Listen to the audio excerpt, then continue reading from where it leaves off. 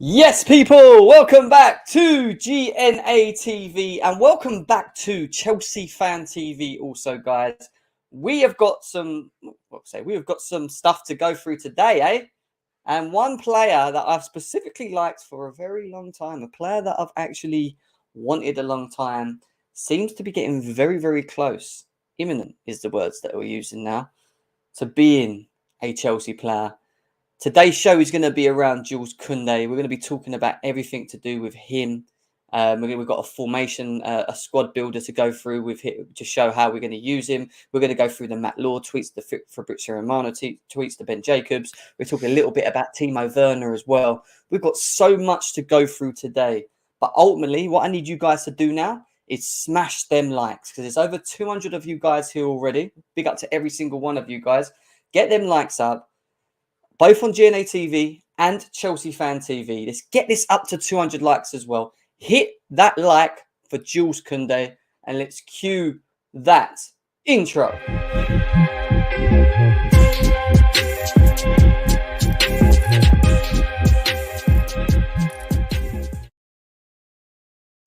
Yes, people, welcome back to GNA TV. I hope you guys are well wherever it is that you may be around the world.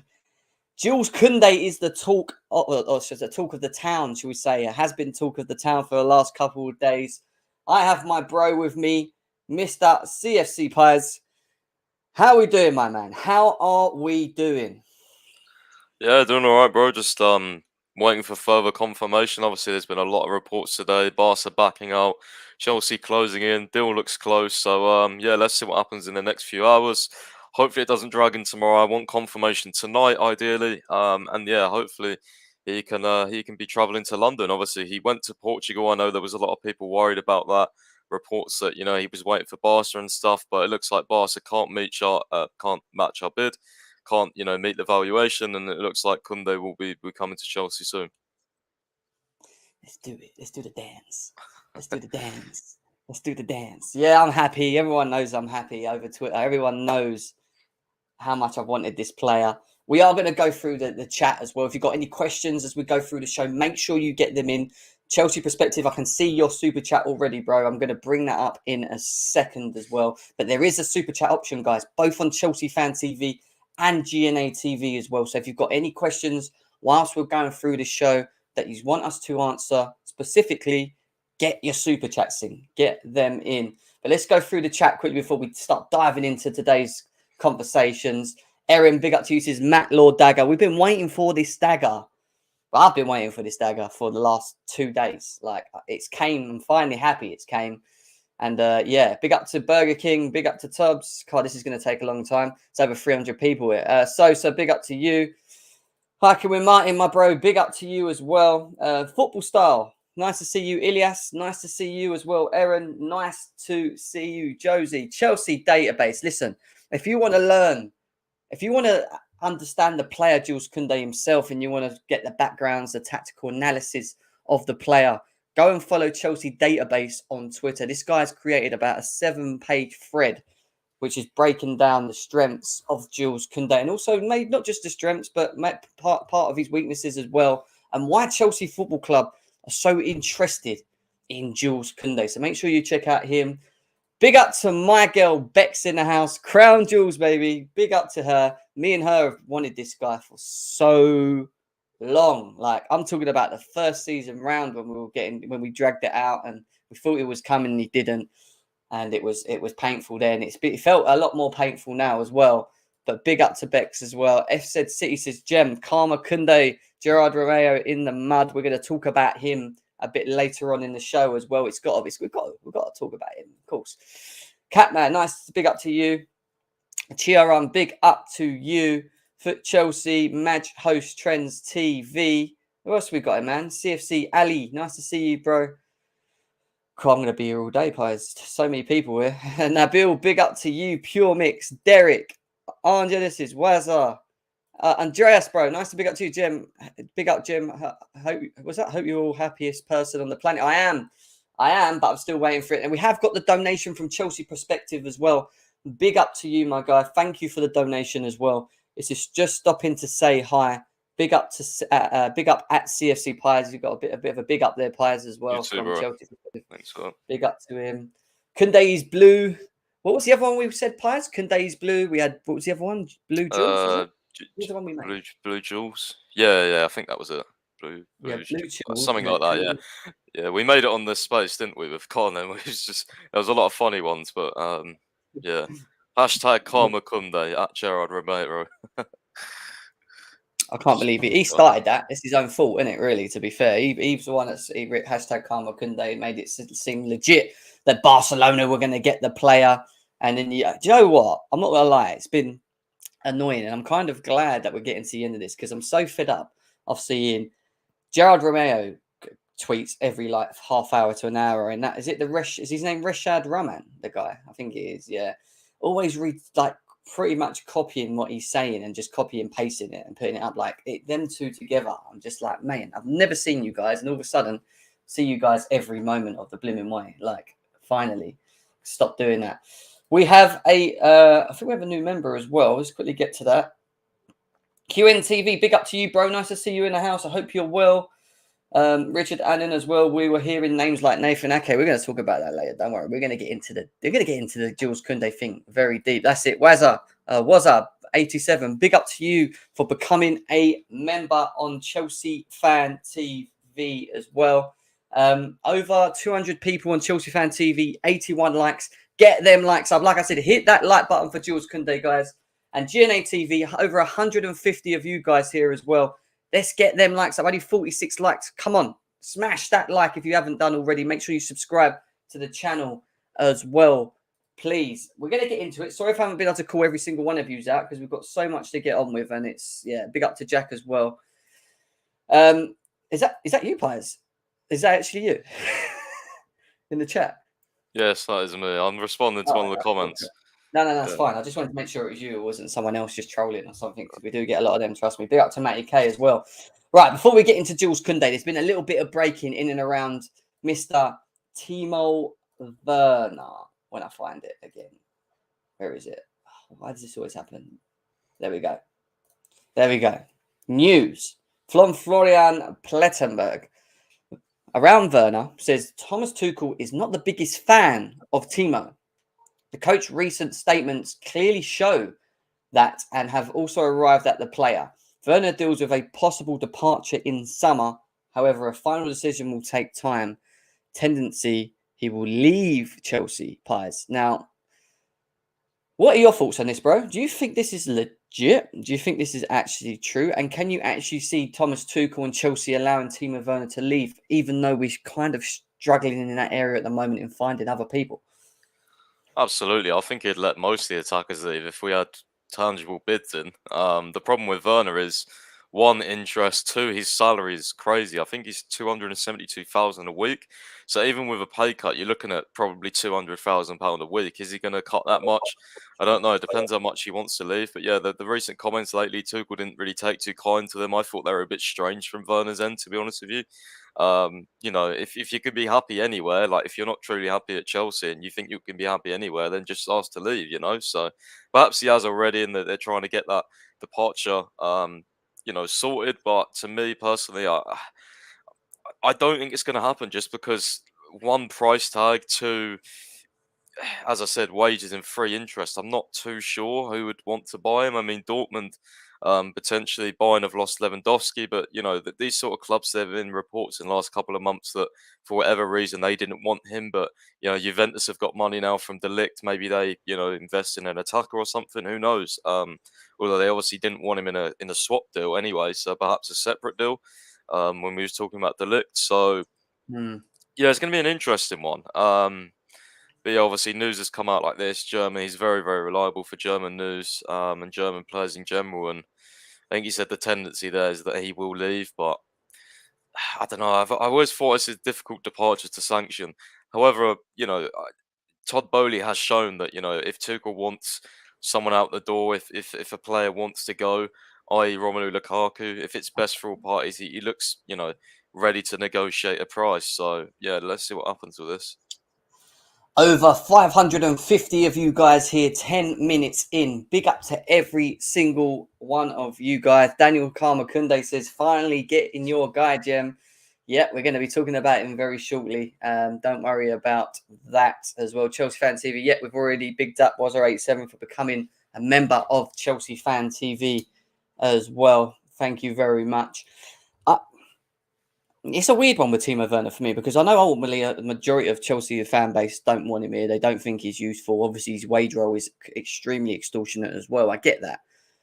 But ultimately, we're struggling to sell the likes of people like Ross Barkley and some other individuals that should be out the door, players that shouldn't be at this football club. So it's like, yeah, it makes sense to get rid of Timo Werner because of his wage bill, and I get it.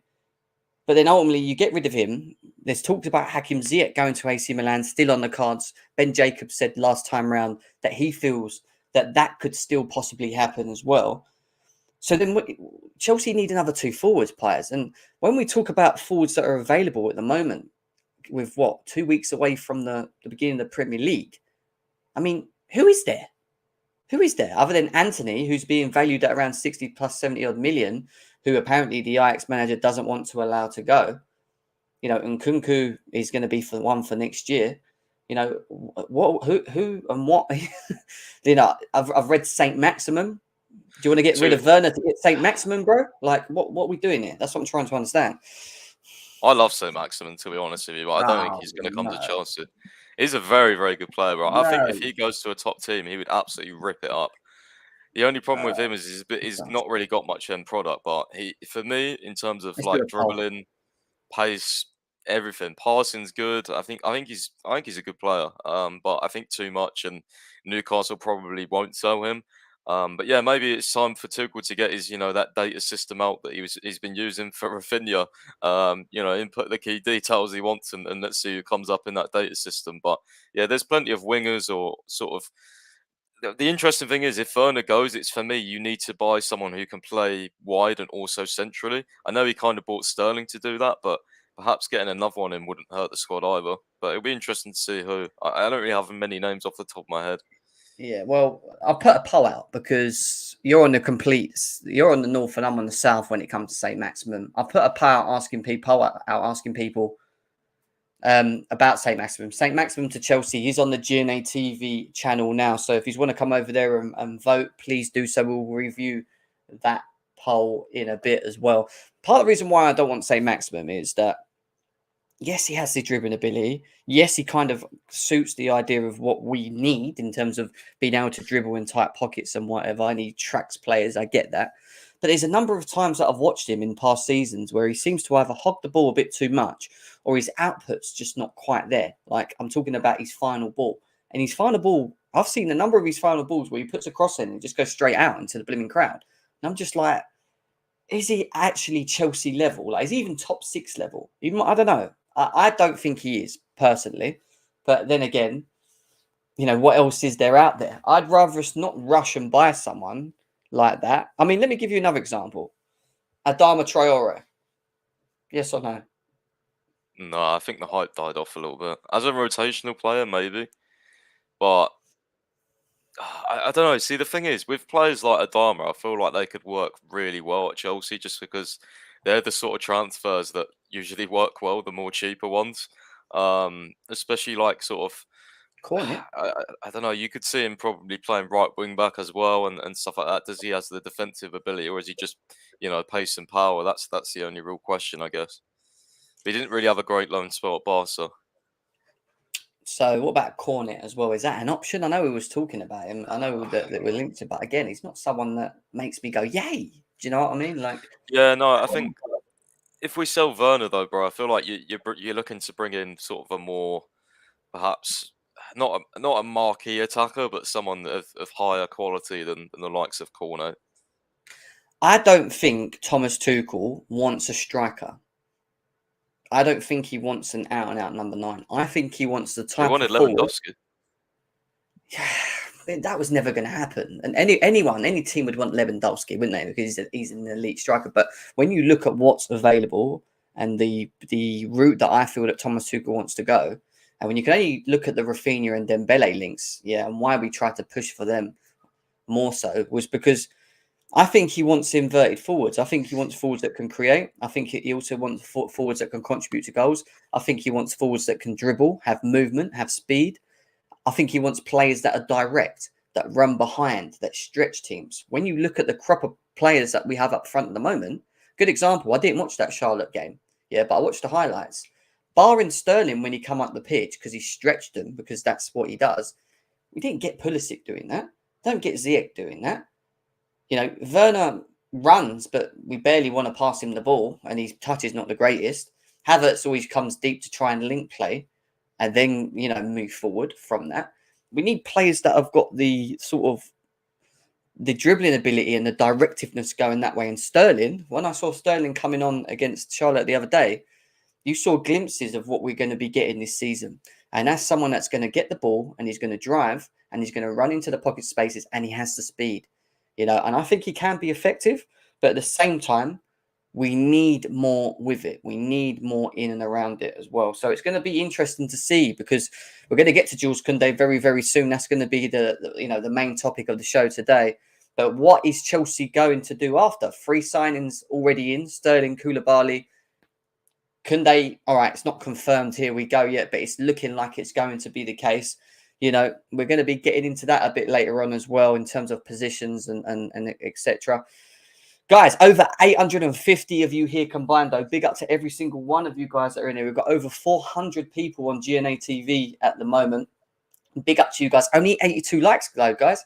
Let's get this over 100. If everyone hits that likes now, this is over 100. So please do that. Please subscribe if you're new to the channel as well. 457 of you guys on Chelsea Fan TV as well. So, yeah, big up to every single one of you guys that as well. Just keep getting them likes up, though. Just keep getting them likes up. We'll see what happens more with Timo Werner at a later stage as well. Go AM's in the house as well. He's talking to maybe oil merchant would level up, talking about Adama Traore. I did see a comment from, there's so many comments at the moment. Jem, we've been linked to Martin Terrier, and his numbers for Rennes last season were very good. I don't know who that is. Do you, Pies? I've never watched that guy. He's a winger slash sort of centre forward for Rennes. He used to play for Lyon. I think he got like 21 goals last season or something. Okay. Is he Chelsea quality from what you've seen of him? I've not really watched him, to be honest. I just know he is. Leroy Sané. What about that one? Yeah, but again, like, you have to think. I said this the other day as well. Was like, I don't think we're going to get that marquee attacker, because if you think we're going to play the 3 at the back with the amount of centre backs we're signing, you've already got Sterling and Mount and Havertz in the front 3. Like, realistically, what one of those does Tuchel drop? I feel like Sterling and Mount are always going to start. So for me, if Werner goes, we're probably more likely to sign a striker, which then leaves Havertz more under threat. But then again, if we do that, then Brogues is going to leave as well, because there's no chance he's staying third choice. That's what fans have got to think about. Just a quick one on Broa. Do you still feel? What do you think? Where do you think his future lies? Do you think he stays? Do you think Tuchel's going to be able to persuade him, or do you think he does go to West Ham? As things stand, I think he's going to stay, because I think West Ham are closing in on Gianluca Scamacca from Sassuolo. So, but I mean, it could easily change. I have a feeling as well, like, Everton haven't bought a striker yet. They sold Richarlison, so whether or not they go all in for Broja, I'll be interested to see that. But as things stand, I think he'll stay, which is quite a shock compared to the news we got the other day. Yeah, 100%. All right, we're going to move on. Jules Koundé is coming up, guys. Still over 900 of you guys here. Big up to every single one of you guys. 18 minutes in as well. We're going to jump on quickly onto this one in regards to what Nizar Kinsella said, which basically says that Thomas Tuchel has told sporting director Todd Bowley that he needs major reinforcement to his defence and wants to add Kempembe next, Pies. And that comes via Nizar Kinsella. There are concerns about his desire to leave his buoyed club even after Thiago Silva and N'Golo Kante attempted to talk him around.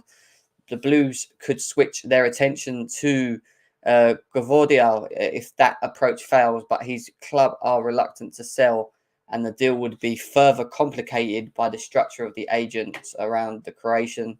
The sign of Kounde could allow Cesar Azpilicueta to finally leave for Barcelona, something, as he reportedly requested. The Spaniard is keen to make the switch and sign the 2-year contract, which could happen once Jules Koundé is confirmed. What's your thoughts on Thomas Tuchel, or from what Nizar Kinsella's just reported there? But what's your thoughts on Thomas Tuchel potentially wanting another centre back on top of Jules Koundé? I mean, we'll see. Personally, I've always said it doesn't really make much sense. I think Tuchel said, can't remember when he said, I think it was like the other day before the Charlotte game, that it's up to Levi Colwill to earn a place in the squad and change his mind. So, as well, Ampadu might stay. I feel like if we get Kounde, we've got plenty of centre back options. It's just, I guess, how much workload and do you want to put on Thiago Silva, I guess, because obviously the current back three would be Koulibaly, Silva, Kounde, which is very, very good. It's just how much do you think, Silva can play? If he can play like last season, then absolutely, I don't think we another one. But if you wanna rest him more, then potentially, yeah, go out and get another centre back. Yeah, I personally think once we sign Jules Koundé, that we should really be looking at wing backs. I think wing backs are important. I think Reece James can sort of be versatile and alternate. If you need him to play the right centre back role, you can do that. But you can't do that if you don't have wing back. So find a wing back, find someone that can play there comfortably in that position. And then for me, it sort of balances Tuchel's system. It elevates it. If he's going to stick to the three, which is something I feel he's going to do this season, then I think he shouldn't really be looking at any more centre backs unless Colwill leaves, we get rid of Azpilicueta, and then we just need the depth there because you only have Jules Koundé, Thiago Silva, Koulibaly, Chalobah, and Malang Sarr. If we got rid of Colwill, wouldn't it? I'm saying if Colwill decides to leave and Aspie leaves, let's just say, then we probably need Kimpembe, right? Yeah, but I don't think Colwell's going to leave yet. I think it's way too early. Tuchel needs to see him a little bit more. I think he'll play against Arsenal, might get some minutes. Yeah, I mean, the next week is going to be huge. There's going to be a lot of decisions very, very quickly. Probably already started in the background. Yeah, I don't know. Kimpembe, obviously, I think for me, I feel like he's going to stay. There was a lot of reliable reports coming out of France about that. I mean, Galtier's also chosen to play a 3-4-1-2, which means Kimpembe is much likely more to start because obviously there's 3 centre backs instead of 2. So I know that was original concerns, perhaps, that he might not play as much or be in his plans. But yeah, I think these PSG defenders, they're very, very hard to get out of the club. And I mean, don't even get started on Gvardiol. I mean, I feel like if he was attainable, we would already gone for him, to be honest with you. His price, he literally joined that club a year ago. So it would take something ridiculous. And for me, we need to put our attention elsewhere now. Over 1,100 people here, Pies, right now. Thank you very much for everyone that's here right now. Big up to you guys. Make sure that we're smashing them likes. So, guys, make sure you subscribe to GNA TV and Chelsea Fan TV as well. Just subscribe to both channels, both sets of viewers, if we can do that. Big up to every single one of you guys as well. We're going to be getting into Jules Koundé next. That's the next topic that we'll be going into now. Kounde, Koulibaly, Sterling in with Lukaku out is a fantastic window. Let's get Frankie de Jong and striker, and we are set to challenge. Just quickly on Frankie de Jong before we get into Jules Koundé talks. Is he someone that is he someone that you would like at Chelsea in terms of the profile of midfielder that he is? Do you think he suits Chelsea, de Jong? De Jong. De Jong. Oh, yeah. I mean, I don't. For me, it's a weird one because Kante is obviously, for me, Kante's declined a lot, but he's still going to play a lot of games. He's Tuchel loves Kante, so Gallagher's staying as well. De Jong, for me, I know he can play 6, but he's definitely more of an 8. Kind of like a Kovacic, a ball carrier, aggressive passer. Very, very technical, good on the ball. Yeah, I don't know. For me, I'd prefer sort of an out and out DM for me personally. But I mean, De Jong would be a fantastic signing. Oh, sorry, Go AM makes me laugh, man. So his comments get me every time. That's about how many calories Lukaku eats for breakfast. Oh, fucking hell. To be fair, he's actually overweight, Lukaku, isn't he? He's come back overweight. How funny is that? Fucking hell. Oh, he got his dream move back, and he's turned back from pre-season overweight. That's just typical, isn't it? Funny.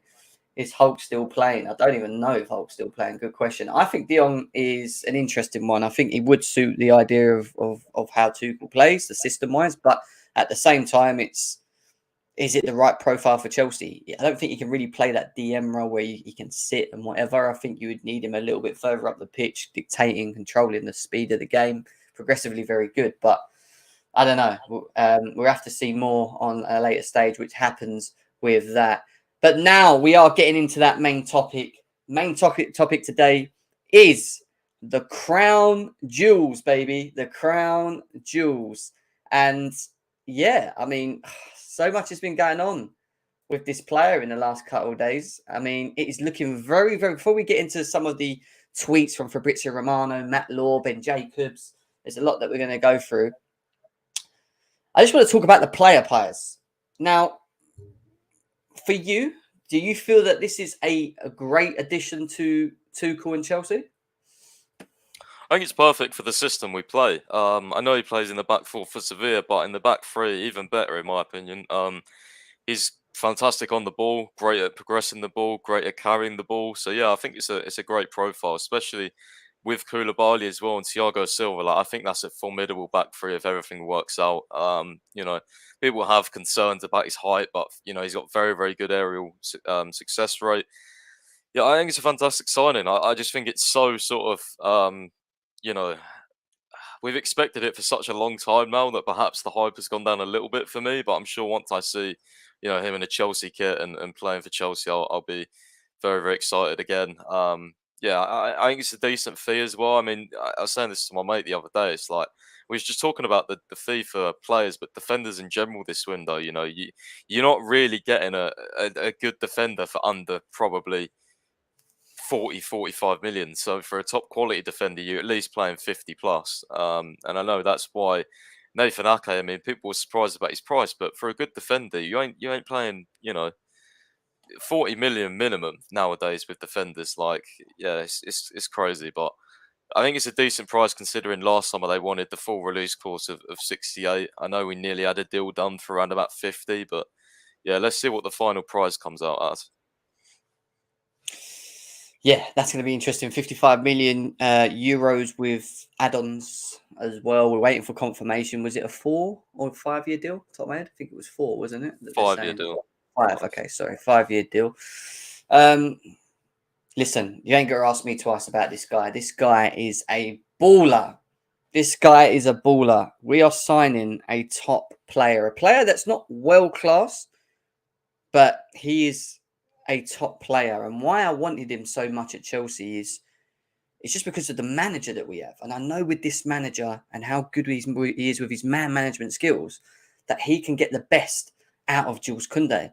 Jules Koundé's stats, if you look at it throughout La Liga, defensively are amazing over the seasons that he's been there. People moan about his height and say, well, he's small. He's not that small. And forgetting that anyway, he's won over 3/4 of his duels in La Liga since he's been there. Very good on the ball progressively. When I looked at Chelsea databases, Fred earlier today on which he sent over to me, he was talking about he was comparing Jules Koundé and Rudiger for their progressiveness, and he had like a map, and it was showing you their like in arrows where they would move across the pitch and whatever, and where they sort of targeted. And Rudiger, as we know, is playing off the left, but he was the most progressive defender that we had out the back three at the time. And I'm talking about picking the ball and just driving and then playing it, Jules Koundé, in his own way, is replacing Rudiger for that ability. He will come in, he will progress with the ball, he will go forward with the ball, he's comfortable with it at his feet. Some people may say, well, it's the Premier League, it's different, it's not the La Liga. I get that. The tempo's a lot quicker.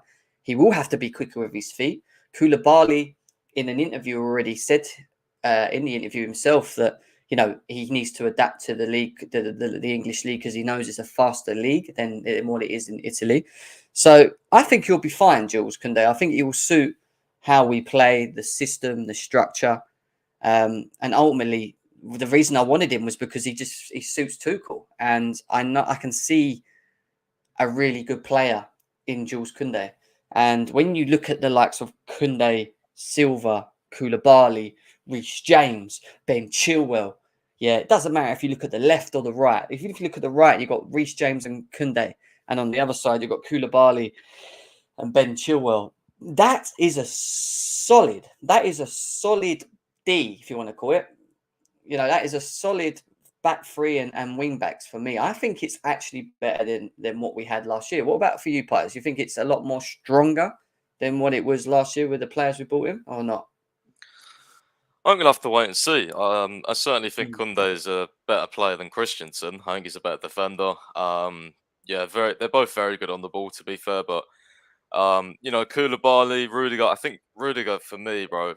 Rudiger was fantastic. I don't care the way he left. I think he was brilliant. For Tuchel, he was unstoppable, amazing every game, so vital to the squad in terms of leadership as well, and his importance on games. He was rock solid for us under Tuchel. So, yeah, I don't know. The thing is, when people talk about like, is this an upgrade or is it downgrade? I think we got to remember we broke a lot of defensive records under Tuchel with our old backline. So let's see how this one does. Two new defenders coming in.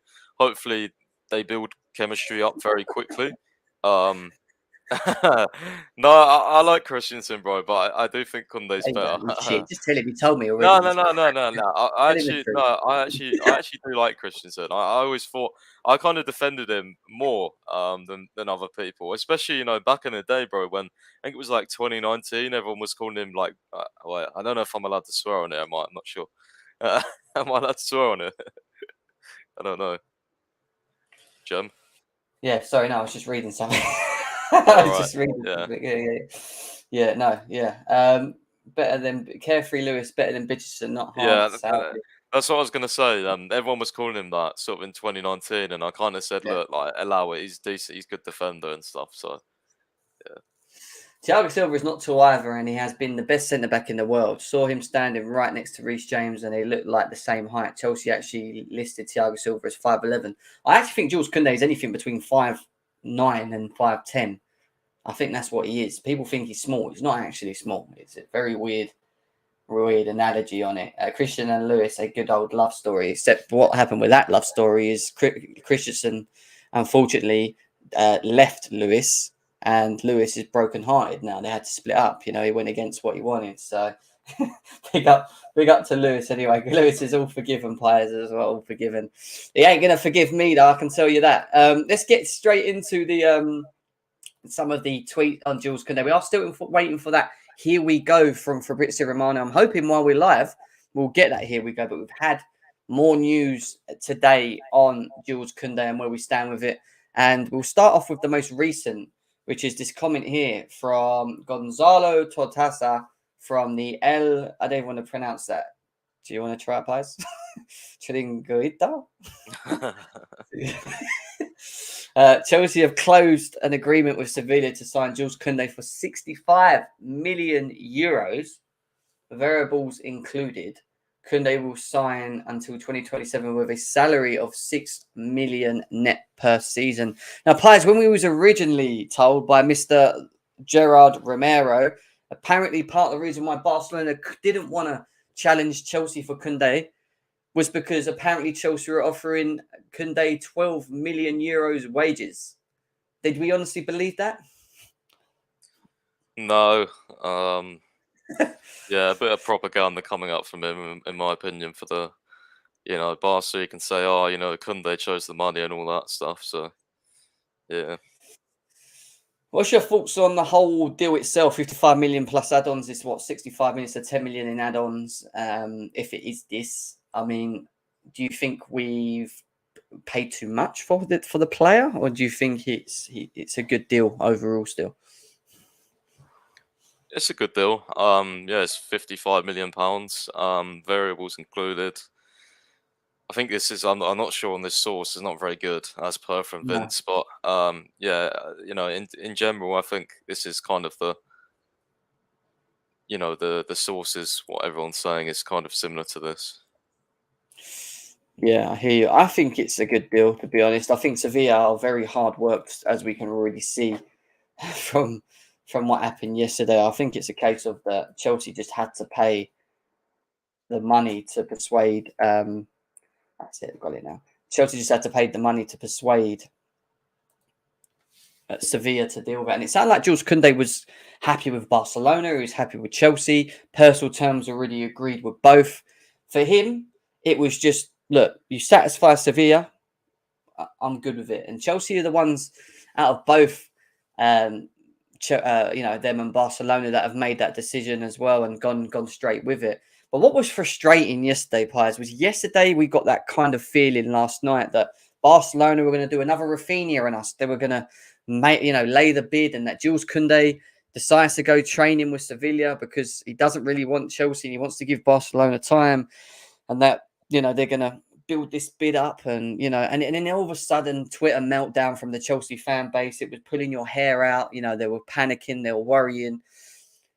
How did you feel at that point yesterday when you saw that? Did you just had a feeling that he just didn't want Chelsea? Was you on that rift, or did you think it was a little bit of nonsense, mate? I'm not really sure, to be honest with you.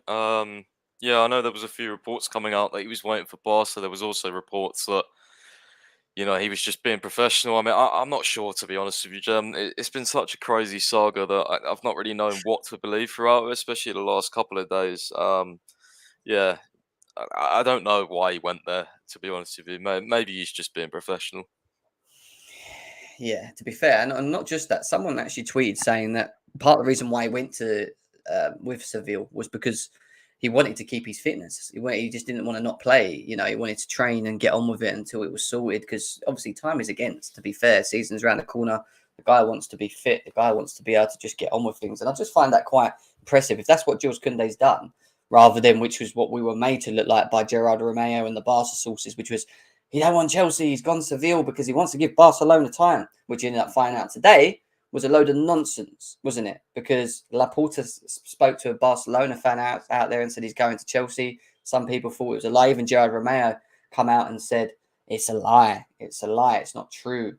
And he's just saying it. And then obviously things started to kick on a little bit more and then we find out that Barcelona have never even put a bid. So Sevilla obviously had a deadline. I do think Sevilla wanted more money. I think they wanted to try and get as close as they could to the release clause.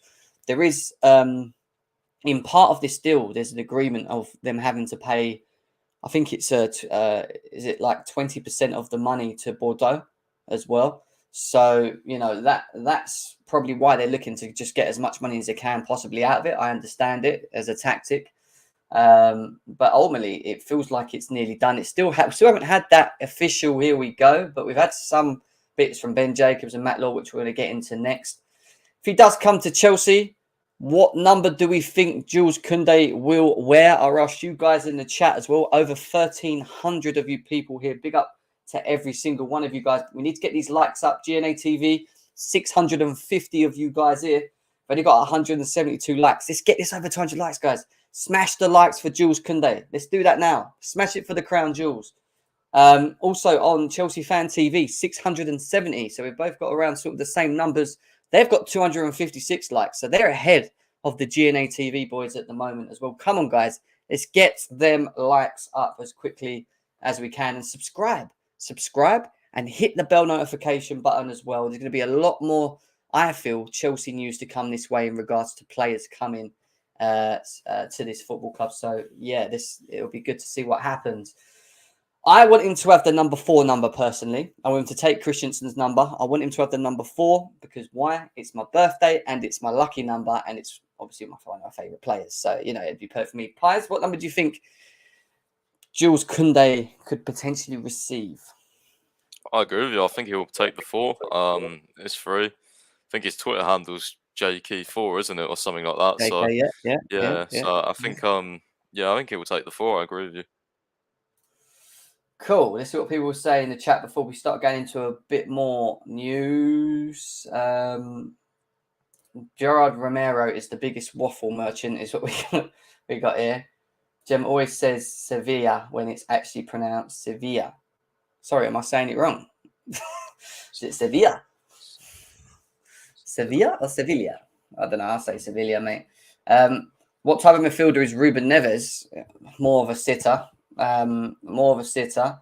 If Koundé comes, then that would facilitate Cesar Spilicueta's position to join Barcelona. You'd think so. Everyone's saying number 4. Everyone's saying 23. Who's got number 2? No one's got number 2, have they? Um, No one's got the number 2 shirt. No one's got the no, number 2 I shirt. don't think so. Fair enough. 4, 4, 4, 3. Lots of 4s I can see in here. 4s, 4s, 4s, 4s, 4, 4s, 3s, a couple, and 9. No. We're not doing that again. We're 9. not having a Belarus moment, mate. We're not doing that. What else have we got? I think we've got a donation as well. Yeah, we have. Winter Surfer, big up to him.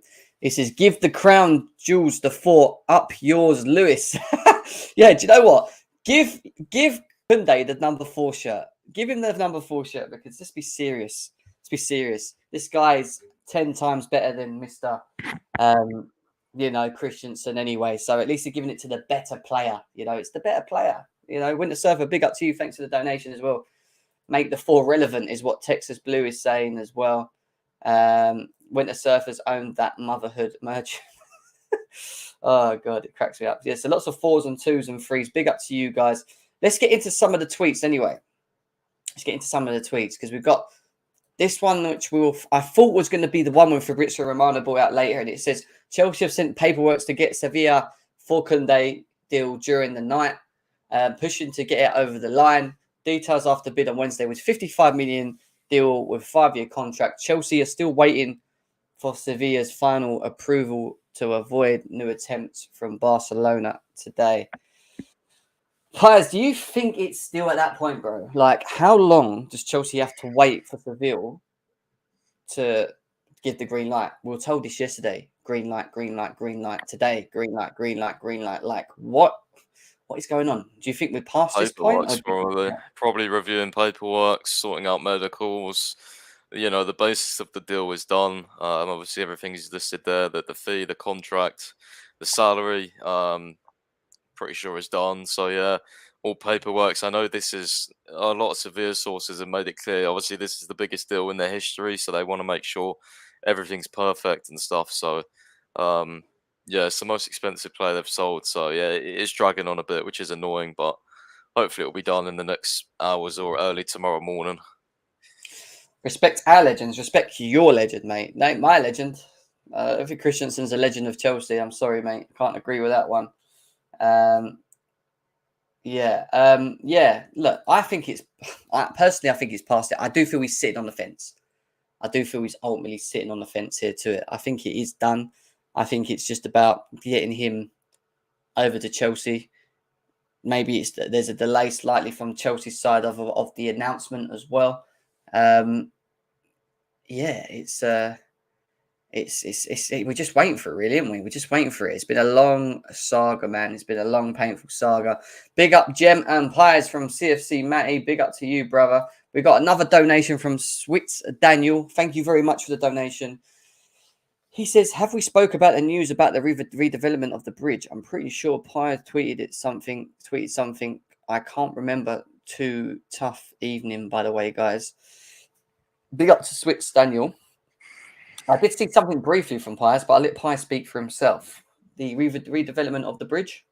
Yeah, I posted something earlier this morning about it. Came from someone from the Sun. I know in terms of transfers they're not reliable, but in terms of other stuff, maybe like stadium and stuff, they might be. There was quite a bit of detail to it. Said that they were planning a stage by stage rebuild. Stands upgrading them one by one instead of like a full rebuild. Basically, yeah, stands one by one. It takes less time supposedly, but obviously a lot of work still has to go into it. They were saying that the hotel behind the shed end would be destroyed, Yeah. which is a shame actually because I've been in that hotel. It's quite nice, and yeah, that Todd Bowley has appointed someone called Janet Smith to oversee the rebuild, as well as I think Jonathan Goldstein. Now, I was doing a bit of research into her, and she oversaw the LA Dodgers Stadium, which obviously makes sense because Todd Bowley, LA Dodgers. Yeah, she kind of oversaw major upgrades. She also done 3 other stadiums. I think the Atlanta Braves, Fenway Park, which was what team is that? The Red Sox, I think, and another Major League Baseball team. So they're all baseball stadiums, but yeah, obviously she's experienced in this. So yeah, let's see if that comes true and when or what year Chelsea plan to do it. Interesting stuff. I need to read into that. I always thought they were going to knock that hotel down, and part of the reason why I felt they might do that is more for the capacity side of it, and in the way that they want to build it. I remember when we was going through the whole bidding war on the Saints, and they were talking about stadiums and redevelopments and ideas, and someone shared it with me actually. I can't remember who. Someone shared me the idea of what Bowley's group had in terms of developing the stadium, and it was kind of like a cove. You know, like how Barcelona's stadium is, where it goes in like that. So you're over the top of the pitch. I think that's the kind of idea that we're looking to do with Stamford Bridge, just to get more capacity. So we have to see what happens with that at a bit later stage, guys. Big up to every single one of you guys. Make sure you're smashing the likes as always. Subscribe if you're new to GNA TV. We're on our road to 7K subscribers, so please subscribe to the channel. And Chelsea Fan TV viewers, please make sure you subscribe to Chelsea Fan TV as well. And they're on the road to 153K over there. Still 600 of you guys on both. Nice to see you both all here. We did actually have another recent tweet come out actually, and this is what it says. It's from Chelsea HQ. It basically says that Jules Koundé has now formally communicated his desire to finalise his move to Chelsea. 90-minute football players. Are they pretty legit? Or are they not? Not really, no. Not a great source to be honest with you, but yeah, is what it is, isn't it? I guess so. Well, where else is he going to go? Stay at Sevilla? Like Jesus, man. Some people. I mean, someone's got to fucking get there first, right?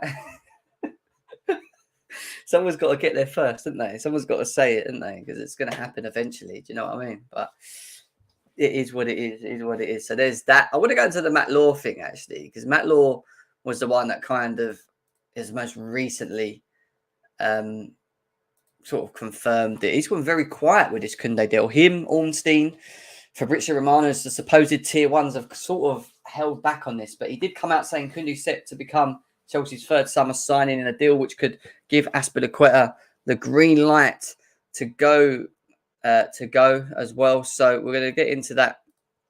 We're going to get into that. And guess what? I ain't even subscribed, but I've got this link that lets me get into it so I can see it. So that's between us. Chelsea beat off competition from Barcelona to win the race for Jules Koundé. He then goes on to say that Jules Koundé is set to become Chelsea's first summer signing, a deal that could allow Azpilicueta to join. Chelsea look to have beaten the competition from Barcelona for Koundé. They've agreed a 55 million 5-year deal.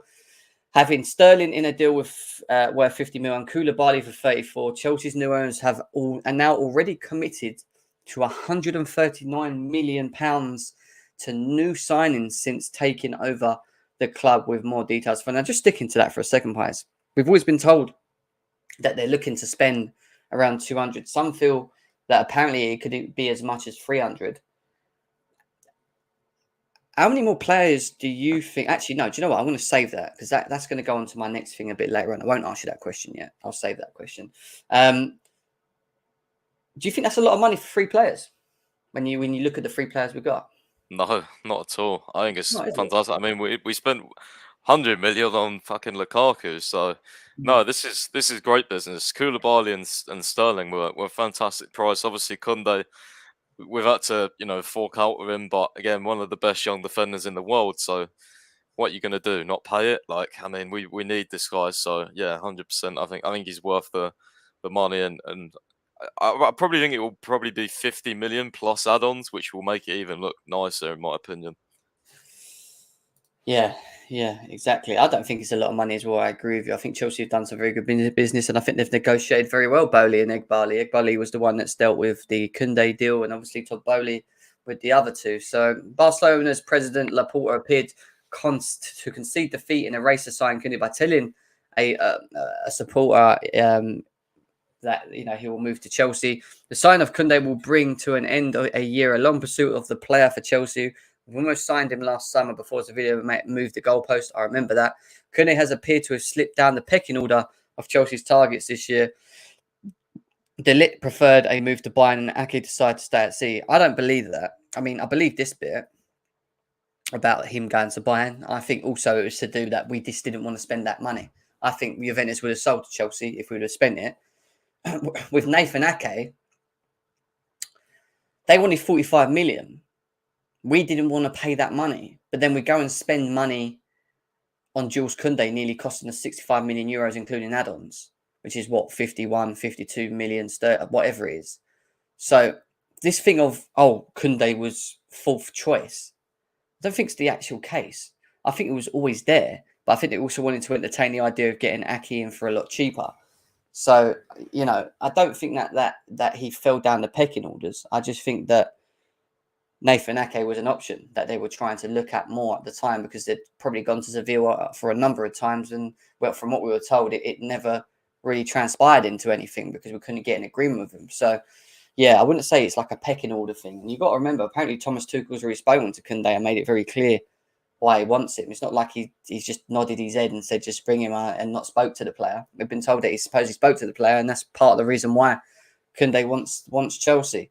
The arrival of Koundé will further strengthen the defence options of head coach Thomas Tuchel, who has got Kounde. Koundé can play on the right of the back three. He will give Tuchel the option of also swapping Reece James between the two positions. Let me ask you this, Paz. Do you really want to see Jules Koundé as a right wing back? No, but I know he's going to play there when Reece is injured or whatever. It's not going to be pretty. I personally think he's a centre back and centre back only, but I guess we'll have to find out. I've watched plenty of him at right back for France. He's just not good. He's not good going forward. Like, he'll carry the ball, but he's not an attacking threat. Like, he's got an average cross on him. Like, he's not a fullback, bro. Let's be serious. Yeah, 100%. It'd be a bit like Azpilicueta at right back, but just with more pace. I can't. Yeah, no, I agree with you. Someone's just sent me something to do with Jules Koundé, and it's a video, but I can't. There we go. All right, let's quickly come back to this for a second, and let's have a look at this. There's a video of Jules Koundé. I've just seen that. I'm about to tweet it. Yeah, there's a video of Jules Koundé apparently still in concentration in Lagos, awaiting news about his future. The Frenchman remains on the sidelines and has exercised in the gym. So again, he's not been fully training. He's on the sidelines training. He ain't training with any of the players at Sevilla. He's still waiting for the nod ahead go, which means that maybe there is still not the green light. Maybe there is something that still needs to be. In fact, I don't get I think it must be the lawyers, bro. It must be the lawyers looking for the contract. it'll be paperwork and boring crap like that. It takes time. So there you go, guys. There it is. Just to quickly show you one more time. Jules Koundé is still at the Lagos camp. But he is on the sidelines and has exercised in the gym. That's what they've said. There he is in his Sevilla shirt as well. I'm going to retweet that. Actually, I'll retweet it when you do it, actually. Yeah, I just posted it. Yeah, all right, cool. So there we go, guys. So that's where we are with Jules Koundé. Still there. Anyone wanted to know where he was? There he is. He's still waiting for the go-ahead. Thank you for sending that over to me as well, CFC Oz, on that one. Going back to where I was, which was the was this, wasn't it? Was going back to this to finish off. Tuchel is ideally hoping to sign a third defender this summer, with Kimpembe a target, and Koundé move could give Azpilicueta the green light. Azpilicueta is keen to leave Chelsea this summer, with Barca willing to give him a 2-year contract. Tuchel and Chelsea has told the official that he must wait to find out if the club could land their targets before making a firm decision. Fair enough. Azpilicueta did not feature in Chelsea's last friendly. Yeah, that's pretty much it. Other than trying to add defenders, which got Tuchel reassesses his forwards options after missing out on Rafinha, as we already know. So yeah, not much there other than that. It looks like it's potentially going to become our third signing. We also got comments from Ben Jacobs on this as well, who's kind of come to this conclusion, saying Jules Koundé will sign a contract with Chelsea until 2027, have already agreed personal terms, have fought off competition from Barca, who haven't made a formal counter offer since they couldn't match Chelsea's 55 million fee. Only formalities remain between the club. Formalities being obviously what we just said. The lawyers, the documents from the lawyers. But Yeah, guys, that's where we're at. That's where we're at in terms of news up to this point. We are still waiting for the here we go from them. Still over 1,200 of you guys here. Big up to every single one of you guys. But how does Jules Koundé fit Chelsea is the big next thing. And I'm trying to paint an image. We're 2 weeks away, Pies, from the beginning of the season. Trying to paint an image of what I feel from what we have at the moment, how we're going to look. We've done this before when we bought Koulibaly in. We've now got Jules Koundé probably like 80, 90% there. So he slots right in there. When you look at that 11, I've kind of made this my sort of preferred 11 at this point in time. When you look at this 11, what does it tell you? Like, how confident are you in it? It's a very good team. I just think obviously the attack, I don't know. I still have my doubts on Havertz performing consistently up top, but yeah, I mean, this is going to be the team. Obviously, Kante as well. Kante probably plays if he's if he's fit, just because that's what Tuchel does. But yeah, either Jorginho, Kante. I think Kovacic for me guaranteed starter. Yeah, it's a very very solid team. There's no two ways about it. Chilwell still need to see a bit more of him because he has had that ACL injury, so it'll be interesting to see how he goes, especially in Premier League games when it's much more high intensity. But yeah, hopefully we can make a couple more additions, even if it's depth and stuff like that. Yeah, we'll see. I still feel like we need someone else in attack and potentially midfield as well. But yeah, potentially left wing back as well. But again, I want to see how Chilwell does first. Yeah, I look at this and I think, yeah, it's a good team. I still feel that there's areas we can improve on. It was funny. I was in a space earlier today, and they were saying that they feel that with the signings that we've got and the current players that we have, that this is still a strong enough team. We'll talk to Charlie in a second. I feel that it's a good team. I feel it's a good team, but still needs an additional creator in the forward line. I don't see Mason Mount being an out and out forward. I do want to see backup for James and Chilwell. I do feel that the midfield, even with Kovacic there, still needs something. I think Jorginho, comes and goes. Yeah, I get the whole thing. I know Con loves him to bits, but I still feel we can do better in that position. There's still a good another three for me, at least three to four signings that we could make. Maybe more depth signings, i.e. making the quality of the squad depth better. Maybe not starting 11s. I'd say maybe one starting 11. If we can get a forward that can come straight in. I don't think we're going to do much in the midfield personally. But Charlie, how we doing, my man? Yeah, all good, mate. Thanks for having me as always. Yeah, not going too badly, mate. Good to hear. Good to hear. So we've just been going through the Jules Koundé topic, actually, that we've been talking about mainly. Obviously, we had Matt Law come out and kind of confirm that it's nearly there. We haven't had the Fabrizio Romano here we go quote yet, but just want to get your thoughts on Jules Koundé to Chelsea. How happy are you? And looking at this team right now, based on what it is, once Koundé's confirmed, do you think it's a good enough team to kick on in the Premier League? Mate, firstly, with Koundé, delighted. I know it's not like fully official just yet, but it's very much that way. I'd probably say it's like 95% done, just waiting, for all the final paperwork and that. But yeah, I think it's a great signing, great age profile as well. You look at the profile of defenders we've got on the books at the moment. You add Koundé into the mix, 23 years of age. You've got Reece James, that's young as well. You've got obviously Colwell's there, Chalobah's there. It bodes really well, not just for the present, but also for the next few years in the future, when the likes of Thiago Silva goes, when the likes of Koulibaly moves on as well, 3, 4, 5 years down the line. We've got players that are looking good to come and take those places. But in terms of Koundé, I think it's a great signing. We needed a bit of extra depth in that right centre-back area. I know Koulibaly can play there, but really it's going to be Koundé with Chalobah back up there. Koulibaly, and it looks like Colwell will fill in on that left-hand side. And then centre-back in the middle. I don't know if we need one more or not. I'd rather us just get this Koundé done and then forget about centre-backs and just try and address another few areas in the squad. But yeah, I think Koundé, a great signing.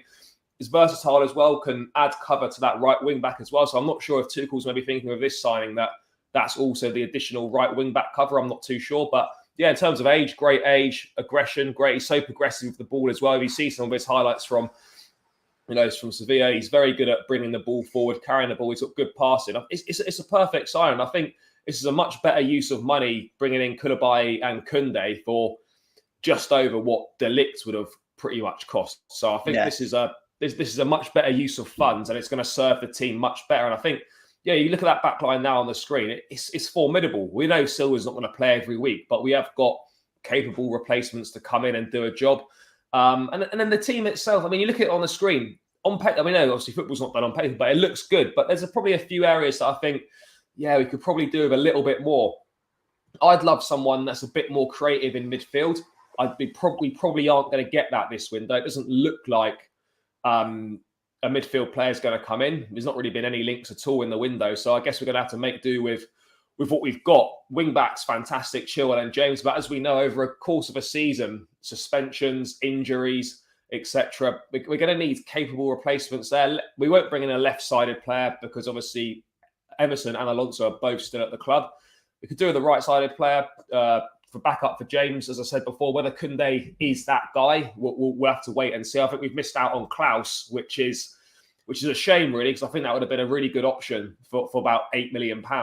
So, as you say, forward rise, like you boys both say, we need a creative outlet there. Yes, Sterling's going to be a big plus. Mount is getting better.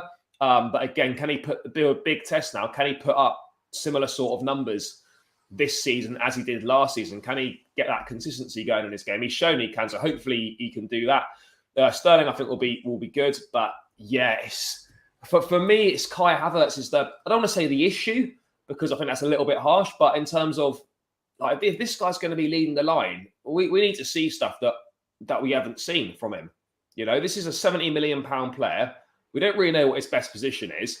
We're going into a third season now, and I don't think he's scored double figures for goals in the Premier League since he's been at the club. And this is a massive season now. To lead the line for Chelsea, we're going to we're needing quite a few goals from him, at least between 10 and 15. And I'm not sure if he can get it. So like you, I would like another creative winger. That's why I was disappointed that, the likes of Dembele and ultimately Rafinha didn't work out. Because you look at it now and you think, right, okay, might get another attacker in, but who's going to be that guy? And that's the big question. But I think there's the foundations and the basis is there. It just needs a couple more bits of quality to really push us forward. But I think the defense is fantastic. As I said, midfield okay. I think we could probably do better there with adding one more profile. And I think the same with the forward line. We need a creative profile. So it's going well. The business has been great, but I think we just need a little bit more, because I just feel there's still a couple of key bits missing. Yeah.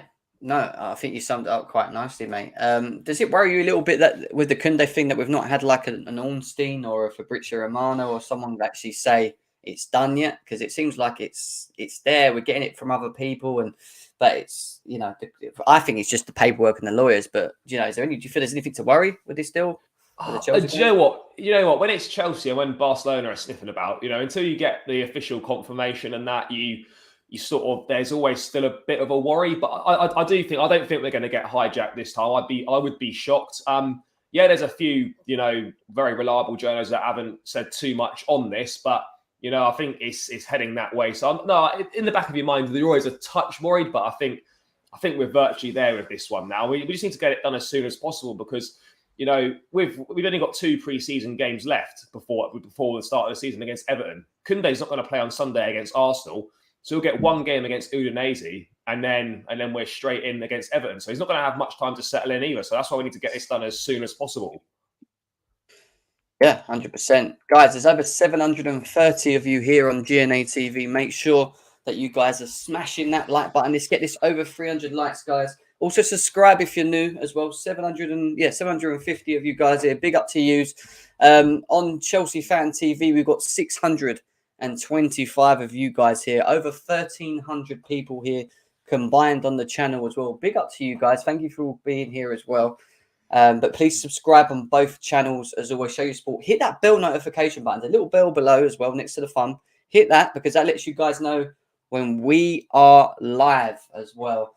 I agree, bro. I think there's a couple of areas that we need to. I ain't worried about the Jules Koundé thing, and I haven't been worried about it even when we weren't talking about it that much, I always thought Chelsea would always go back to it. You know, the negotiations with Sevilla are always a headache. Monchi's a headache to work with.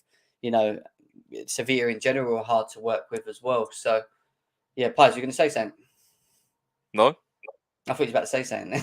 Oh, no. I thought you were just about to say something. Jim, this FIFA document take time when Sevilla need to pay Kounde's former club, is what FFZ is saying as well. Jim, is De Jong the next target? Reports say that he likes the Chelsea project. I haven't seen that. Has anyone seen De Jong say he likes Chelsea project? Pies, have you seen that? I haven't seen it. No, I just think it's natural. Obviously, if he had to leave, or if he changed his mind, or Barca forced him out for whatever reason, they needed money. Obviously, I think Chelsea is naturally a much more attractive place than United at the moment due to Champions League football and things like that. People, get your questions in. If you've got any questions, we will answer them for the last 10 minutes of the show. We've just got one more tweet to run into quickly. And it's this one from Absolute Chelsea. Funny enough, we was talking briefly on it, but I didn't get to speak to Pies more on it. But basically, it says, when Jules Koundé's transfer is done, Chelsea will have a completed 3 out of the requested 5 transfers this summer. Pies, if it is 5, that means you've only got 2 positions left. What are them 2 positions? Well, all the reports he's saying he wants another centre back, but let's see what happens with Colwell.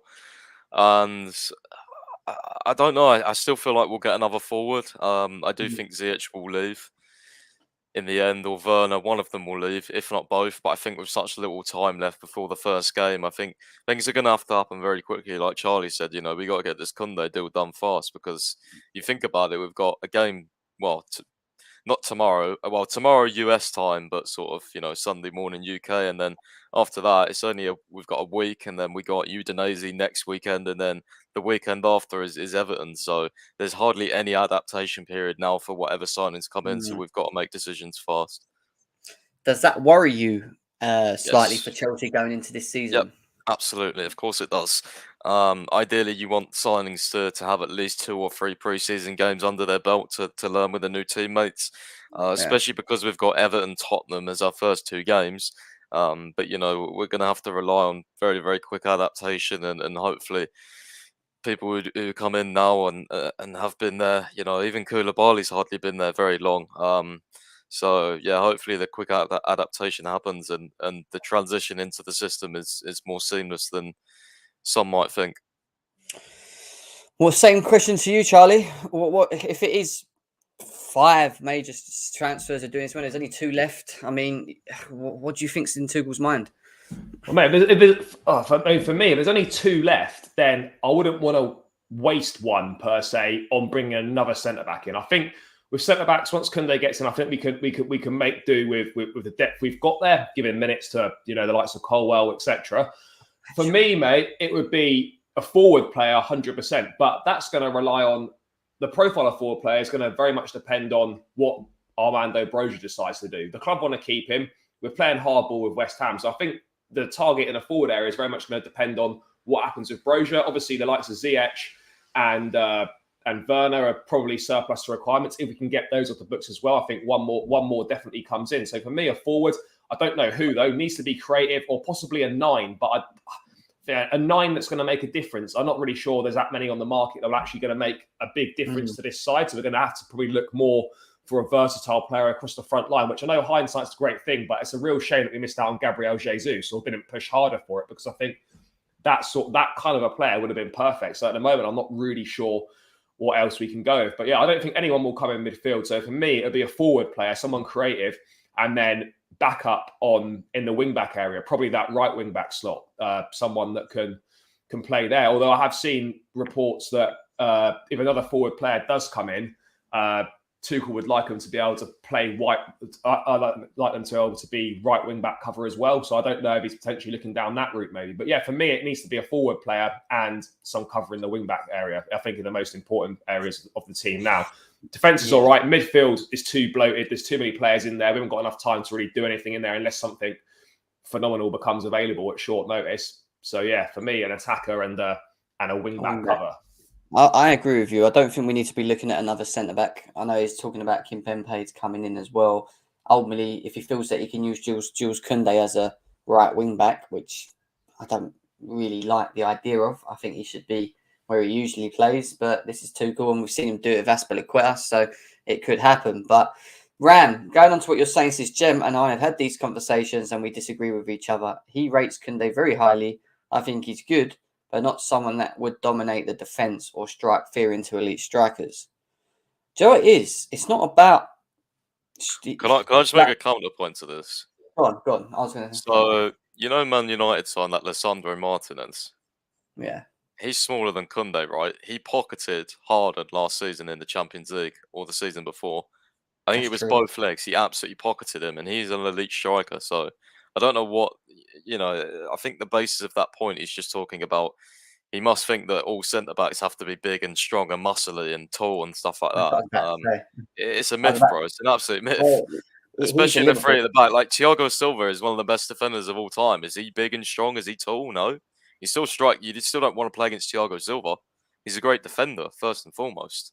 So just want to confirm, Demasio's come out saying that West Ham have reached an agreement for Scamacca. That's what he's just announced 3 minutes ago. That's done. Yeah, that's a done deal. Going back to exactly what Plaz said, you're a Liverpool fan. You think having Virgil van Dijk's in your team and Matip's is scary because they're big and they're quick. And don't get me wrong, they're great players. But when I look at Jules Koundé, it's not about the striking of fear that he needs to do. What he does very well is just deal with you very quietly.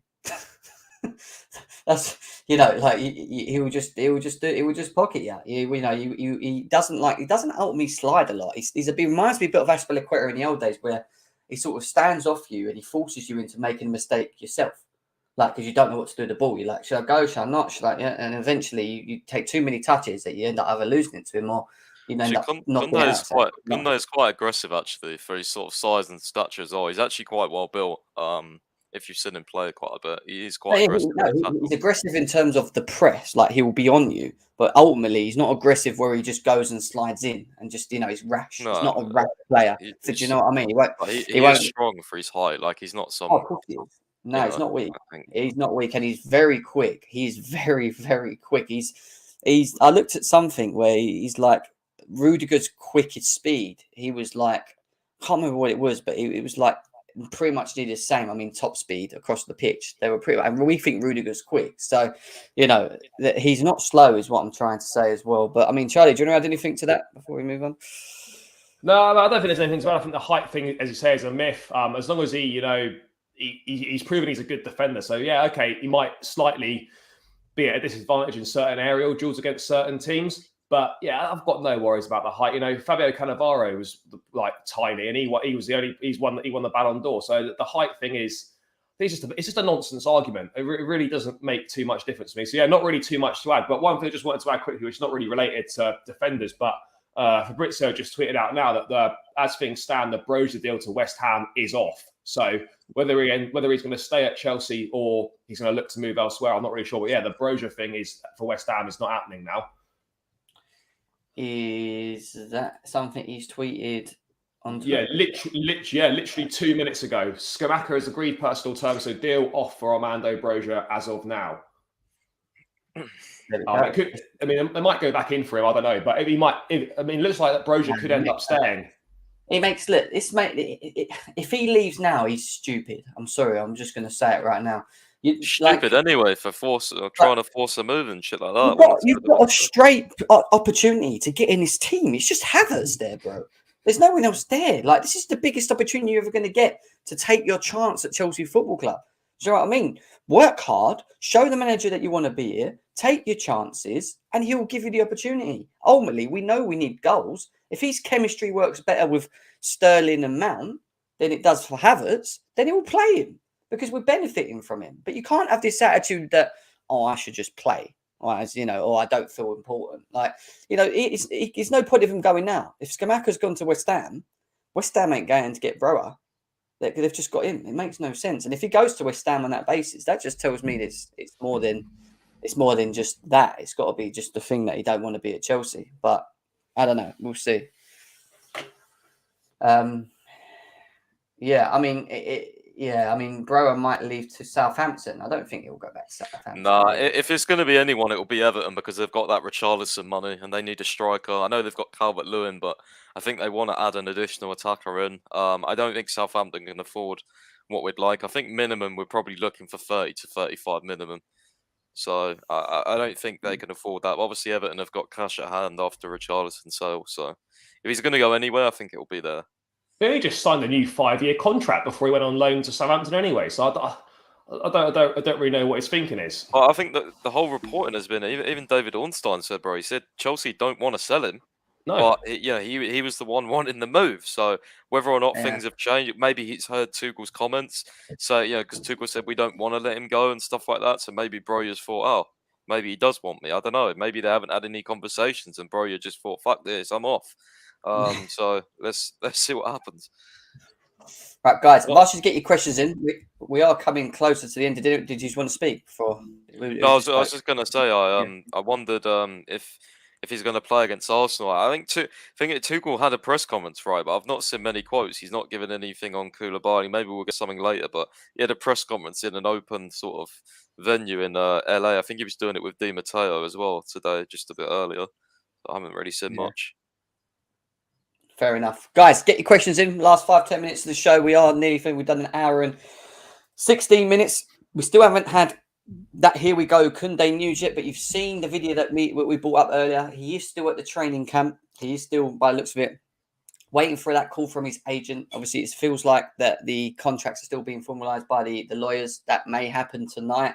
He may be on his way tonight. It might be a thing that he's on his way tomorrow. But ultimately, as long as we get that Here We Go, they've already said that they don't feel that Barcelona are going to, ruffle any feathers anymore. It seems like they're sort of looking elsewhere because of not being able to match the Chelsea price, which is fair enough as well.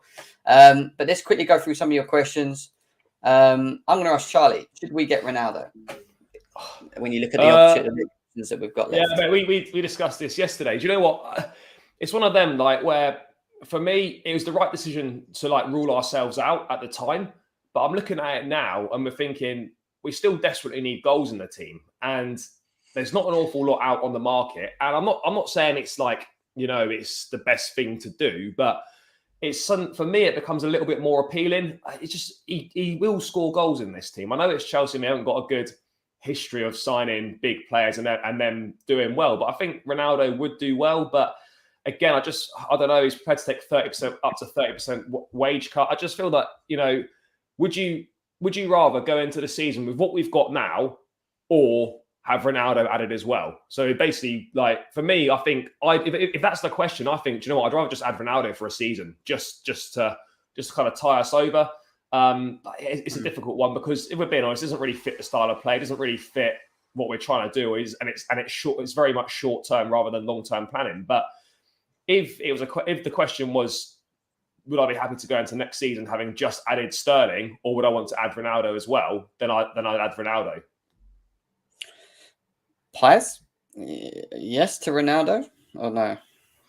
I think if it was for 2 or 3 seasons, then I'd probably say it's worth it. But for the money involved and the wages for 1 season, considering the potential downsides as well, what else could happen off the field? And the fact is, no matter how much you love Ronaldo, as soon as he steps in a club, he is bigger than that club. So we don't want that. So I think as well, if you sign Ronaldo, it takes all the attention off Sterling, and I think in some ways that could be a good thing, but also a bad thing. We want Sterling we bought Sterling to be kind of the main guy. That's what attracted him. So you'd kind of be already lying to him if you bought him Ronaldo. But we'll see. I still feel like we'll bring in another attacker or two. It just depends who that is. Maybe it'll be more of a rotational option or like a smart signing that we don't think might do well, but then ends up doing very well. I think the source there is quite good. If that's new news, I think Atletico Madrid would be interesting for him. I don't want him. I've already made it very clear. I don't. I know it's. I don't want to get into it too much, but basically, even with the limited forward line opportunities we have, I just feel that you buy him, you don't really have any. You don't really have any plan. You don't fit our system.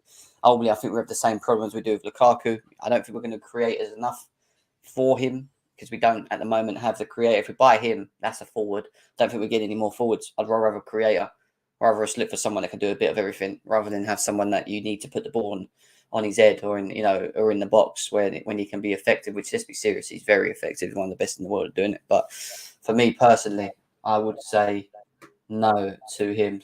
Leao, Sane, Osman, pick one. Go on, Charlie, pick one. Mate, I'll take Rafa Leao. I think he's a quality player. Problem is, he's going to be probably be priced out of it this summer. His contract's up in 2024. So yeah, next season, if he doesn't sign a new deal, then probably be able to get him for a bit cheaper. But yeah, for me, it'd be Leao out of those two. I think I like Leroy Sané, but I think fee's going to be big for all these guys. But yeah, for me, I'll take Rafa Leao just for that versatility, I think, as well. So yeah, Leao for me. Guys? If we could get the old Sane back, I would say Sane. Especially because we have Raheem Sterling and they already played together at Man City. So there's already that connection there. But again, I think with Sane, obviously, the reason why he went back to Germany was because he got homesick. So that kind of puts me off, to be honest with you. He might come and stay here for 2 years and then go back to Germany again or something. I don't know. Yeah, it could be a potentially difficult situation. Leao, yeah, very, very good player, obviously, but stupid price tag. Also talks to him potentially renewing. And Osimhen is a weird one. I like him. Yeah, I don't know.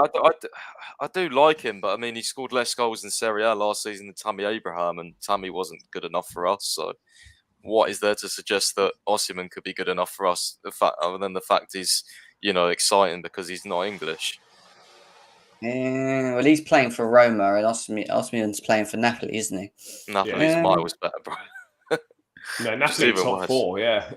Yeah, Napoli got better players. Yeah, Napoli Champions League, I think. I think they did get Champions League. I thought Roma were like the bollocks this season on the Jose mate, they won the Conference League and they finished 7th, I think. So they're Europa League this season. Just come out. Oh, interesting. Okay. Go on, Matt Law's just spoken to Thomas Tuchel in Orlando. He refused to comment on Kounde, but warned Azpilicueta may not be allowed to join Barcelona. Updated story to follow. How would you refuse to comment on Kounde to Matt Law? Well, because if he says it's a done deal, then it's not done yet. He refused to comment on any signing. Just spoken to Thomas Tuchel in Orlando. He refused to comment on Kounde, but warned Azpilicueta may not be allowed to join Barcelona. Updated story to follow. So there's obviously more to it, basically. Okay. Interesting stuff. I mean, you can't really comment on a player that ain't yours, and he officially ain't ours at the moment, is it? They always do this, managers, don't they? They're just like, I cannot talk about players that are not mine. That's what they do. But yeah, Thomas Tuchel may block Barca from signing Azpi. He says then them unsettling him is a little bit annoying. Thomas Tuchel is pissed off with Barca then. Why is he pissed off with him? What's upset? Because the whole Barca situation is unsettling Azpi, and Tuchel thinks it's annoying. Oh, right. Okay. All right. All right. Yeah, Nizar Kinsella. Yeah. It also says, Matt Law has also said, Tuchel also confirmed that ideally Chelsea will also sign a left-footed defender this summer, but said Koulibaly can play that side if need be. So that means that Koulibaly's planning to play him centrally then? That's confused me, that is. What did he say? So let me bring this up. I've already got it here, actually, and I'm doing. So let me refresh this. So why can't I see that now? It'll just be in the thread, won't it, if you scroll down? Oh, yeah, sorry. Yeah. So Tuchel also confirmed that ideally Chelsea will also sign a left-footed defender in the summer, but said Koulibaly can play that side if need be. Yeah, that's why he wants Kimpembe and Ake, because they're both left-footed. But we have Colwill, so I keep just wait until what happens. Colwill's left-footed as well. Let's see. What does that mean for Kounde, though? Well, say right side, won't he? Right side. Yeah, but then what would you do with Koulibaly? Play him in the middle. As I said, if we sign a left-sided defender, it will be a left centre back, Koulibaly, Kounde, with Silva resting more because of his age. That's what I've said the whole time. But I don't want that to happen because I still want Silva to be a guaranteed starter, and he deserves to be. Silva should be playing. I don't get why we're looking at. For me, it's Koulibaly, Silva, Kounde. That's it. Like, what else is there? Why would Pavard, and why are we linked to Pavard as well? I don't get this guy. Like, I don't even think he's that good, personally. Apparently, they're willing to let him go because they bought the lit in Bayern Munich, and Chelsea are one of the ones looking at him. But that's a right-sided player, right? That's a right back. Are we going into a back four? Because that would tell you, wouldn't it? If you get someone like Pavard. Don't listen to every single rumour, is what I would say. Just be very careful.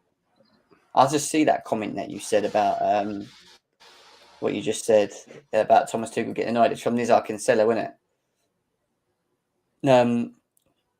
Tuchel was warned that he might he might block Azpilicueta's departure because it's annoying him that Barcelona are unsettling him. Tuchel is hilarious, man. I mean, would you boys rather keep Aspie for another year than sign another centre back this summer? I think I'd actually rather do that and bring in an attacker and a wing back. I think Aspie's so washed, bro. I'm sorry. Yeah, I know, but I honestly think he can't play for Chelsea anymore. Even the other day, bro. I'm sorry. In that pre-season friendly, bro, he was fucking. He came on and he was huffing and puffing after. Like, I know it's early on, but he, you know what I mean? Like everyone says, like this is what I don't. For some defenders, they can go to a certain age. Thiago Silva can, but when you're a fullback, bro, with the sprints and legs are gone. He's such an old dog now, bro. Like I don't know. I love him, but I feel like he has to go. But Tuchel saying that is quite funny. He's just like, right, Barca. I can imagine him saying that as well when he's like German accent as well. I can actually imagine him saying that. That's what's so funny about it. Tuchel was warned that he might block Azpilicueta's departure because he's annoyed with that. I think Barcelona have annoyed him for more other things as well, right? Rafinha, Kounde, yeah. I think there's other bits and bobs in there that probably wound him up as well. Let's be serious along with that. And what about Alonso, guys? We haven't spoke about him. Apparently he's off. What are we doing? This guy's going to die at Stamford Bridge. We'll never get rid of him. Like, honestly, I don't see how Barca can afford him. I think we want 10 or 11 million pounds for him. To be honest, I haven't heard of any other suitors. I heard that Real Sociedad offered him a contract, but other than that, I don't think there's anything else really interested in Alonso. So, the thing is, though, we need to get rid of one of them. We can't have Alonso and Emerson next season. One of them needs to go. Yeah, no, exactly that. Yeah, I mean, we'll have to see, man. There's still so much more that needs to be done from Chelsea. We're still waiting for that Kounde confirmation. Finalising the contracts is where we think it is at the moment. Kounde is still at the camp as well. He is in Portugal, so potentially he could just jump a flight directly to London. I don't think that's too much of an issue once it's been agreed. But who is Chelsea's next target? It's going to be interesting to see over the next week or so. Premier League starts in about 2 weeks' time as well. So we're not miles away from that as well. So there's a lot going on. Lots going to be happening in and around Chelsea. I still feel we're going to get another 2, maybe even 3 people. Whether they get it done within that time, we have to wait and see. Alonso and Azpilicueta, do they stay or go? Who does he end up dumping out of the team as well? Are you going to see Ampadu there? Is Gallagher going to have a chance? Is Colwell going to have a chance? Is Brower going to be an option? There's so much still waiting to be told. But the closer we get to the start of the season, the more clearer we'll get with the new signings and the players that have been told to disappear. So interesting stuff to see. Make sure you smash the likes, guys. Still over 600 of you guys here on both channels. We've got 555 on GNA, 520 on Chelsea Fan TV. We had over 1,300 of you guys here as well in total. Big up to every single one of you guys. Get those likes up. Leave a comment below as well on the topics we spoke about today. Charlie, do you want to let everyone know where they can find you, mate? Yeah, guys, so you can obviously follow me on Twitter. It's on the display name there. And I've also got my own YouTube channel as well. So it's called The Blues Brothers. So if you want to, check it out and subscribe to the channel, that'll be great. Trying to hit 1K by the start of the season. So about another 100 or so to go. So yeah, Jem, Pice, those boys come on there as well. So yeah, plenty of Chelsea chat. So if you want to check it out, guys, The Blues Brothers, and subscribe, that'd be great. Guys, let people know where they can find you, mate, and obviously your podcast. Yeah, podcasts. Not doing it too regularly. I'm trying to get sort of like special episodes sorted. But it's CFC 365 podcast on Spotify. If you haven't seen the Koulibaly episode, I did a special with Marco Messina from CBS Sports. So if you want more Koulibaly content, analysis, fit, style of play, you know where to go.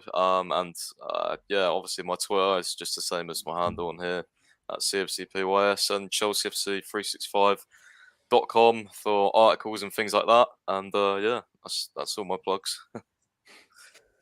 You go, guys. Lots and lots and lots of stuff for you to look into as well. I've just literally put out on the tags here. This is Charlie's YouTube, so you can check him on there. So we've got one subbed already. Says sub Charlie. Big up to John as well for DNA TV, Chelsea Fan TV. Pliers is literally his name, but I've also put in his website here, chelsea365.com, so you can go and check that out as well, guys. Make sure that you go and subscribe to him as well. I don't know where I'll be back, to be honest. I'll probably be back after, hopefully, we have Kounde announced and we're on to new targets as well. But make sure before you leave, like I said, you smash the likes, subscribe to the channel as well. I appreciate all you guys tuning in today. The Crown Jewels looks like he's coming to London. My guy is coming to London. I am excited, not going to lie. I'm quite excited. But yeah, big up to everyone. Enjoy the rest of your weekend and your day or evenings. And we'll be back again very, very soon. Peace out, guys.